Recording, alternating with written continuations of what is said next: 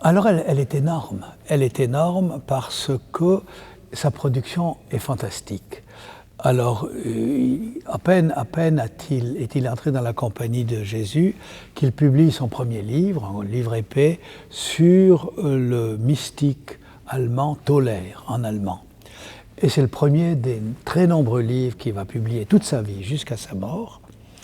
Et puis ensuite, il sera l'auteur d'un célèbre catéchisme, à vrai dire de 3 catéchismes, qui lui sont demandés par le roi d'Autriche. Un, le plus important en latin, fait pour les théologiens, pour les prêtres.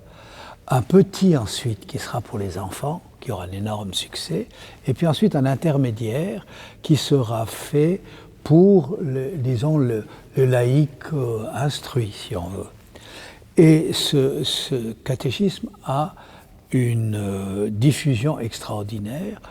Il sera traduit lors de sa mort en 22 langues, dont le japonais et l'hindi. Il aura en tout cas plus de 800 éditions, donc dans le monde entier. Et puis même une 4e édition tout à fait étonnante, illustrée. C'est la première fois, je pense, qu'on a un catéchisme illustré, un catéchisme par question-réponse. Il était clairement fait, bien disposé, compréhensible. Et voyez-vous, ce catéchisme qui a duré, ou qui a été amélioré ou copié, ou etc., pendant des siècles, non seulement il a été lu, mais il a été appris par cœur. Et notamment dans le pays de Fribourg depuis le XVIe siècle. Donc l'impact que ça a eu, c'est gigantesque. Et sans compter que lui-même, par exemple, quand il était à Fribourg, a publié 2 volumes sur les évangiles du dimanche.